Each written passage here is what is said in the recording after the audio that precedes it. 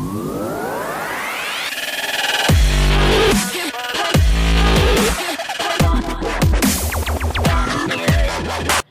guys, did your credit score drop for no reason? There's always a reason for your credit score to drop, even without your knowledge that nobody knows about or nobody tells you about. And some of those hidden reasons are: first point, settlement of credit account. Settlement means that you're closing your loan or credit card account by waiving off certain percentage on your current outstanding. It mainly happens with your unsecured loans such as credit cards and personal loans. You already know that your credit score drops when you miss your payments, but what happens beyond that?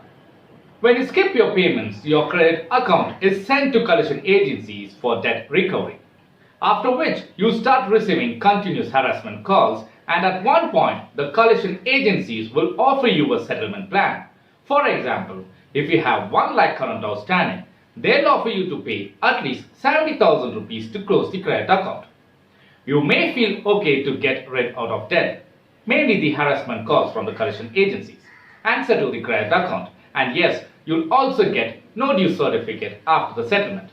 But then, if you do a settlement, your credit score drops drastically because the banks report to credit bureau that you have settled the credit account for 70,000 rupees out of 1 lakh current outstanding, and remaining 30,000 rupees will be listed as settlement post write-off under default status in your credit report, and you'll not be eligible for any kind of a loan in the future. The collection agencies may play the tactics by saying that after 7 years your credit score and report gets refreshed. Do not trust those words because that's not true. Your credit score and report never gets refreshed. Once the entries are recorded in your credit report, it remains for lifelong. If you are into such unfortunate situation, take a consultation from your financial advisor who can be a better person to assist you. Second point, credit report errors. Sometimes credit bureaus might have recorded 1 or 2 credit accounts that does not belong to you. Such credit accounts might have a negative factor that affects your credit score. It also results in rejection of any new line of credit.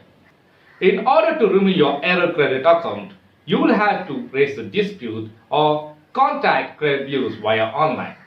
Watch my upcoming videos to know how to raise a dispute to remove the error credit account. Third point, paying your dues to collection agencies. Paying your dues to collection agencies might sometimes result in low credit score. I'll tell you why. Collection agencies are not the direct employees of bank. They are the third parties. They come into picture when you skip few payments. After you skip 1 or 2 payments, the bank outsources your credit account to collection agencies for debt recovery. So whenever these collection agencies come to your doorstep to collect the dues, you pay them in cash, and in return, you will get the receipt for the payment. But due to collection agencies' negligence, they may not report to bank, and the bank, without the payment information, will report to credit bureaus as a defaulter, and in due course, your credit score drops drastically. There are also few cases that some of my customers complain about. They might have already closed the credit account in full or done a settlement through a collection agency. But in credit report, the credit account will still be reflecting as open, which means the credit account is still not yet closed.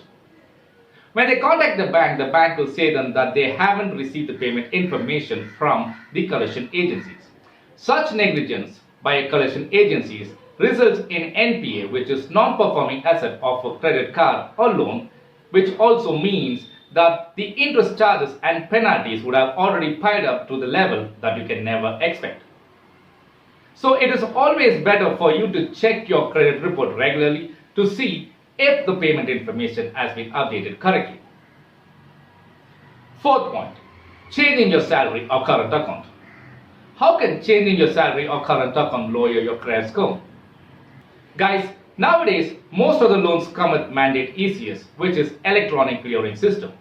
It means that the EMI amount will get auto-debited from your salary or current account. Remember, you must have authenticated for mandate ECS at the time of applying the loan. This ECS is updated in such a way that For the complete loan tenure, the EMI amount will get automatically debited from your salary or current account. Now say that after a certain period of loan tenure, you changed your salary or current account without informing the concerned bank that had given you loan. Since you signed the mandate ECS application, the bank will hit the ECS to your old salary or current account, and due to insufficient funds, your ECS gets bounced, after which you start paying to the collection agencies. You may be assuming that since you're paying to the collection agencies on time, there's no problem with your credit score. But that's not what happens.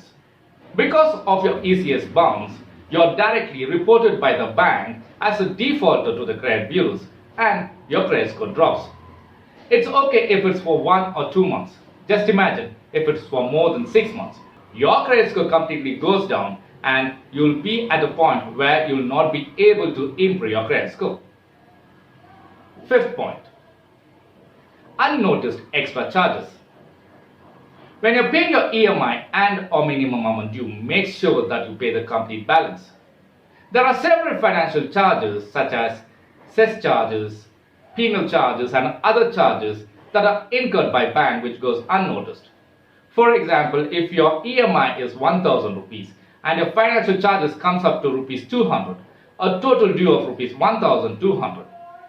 When you're paying your dues, you pay the exact EMI which is 1000 rupees and the remaining, which is the financial charges, goes unnoticed. In such cases, your credit account results in payment past due and your credit score drops. This usually happens when you skip or delay payments and the financial charges are levied in the next month bill. Since the bank has not received the complete due, they will report to credit bureaus that your payment is past due and it will continue until you notice that there is something pending with your payment. So it is always better for you to check your loan account statement every month after the payment to avoid such mistakes. If you like this video, please put a thumbs up, comment if you have any questions and do not forget to subscribe. Thank you.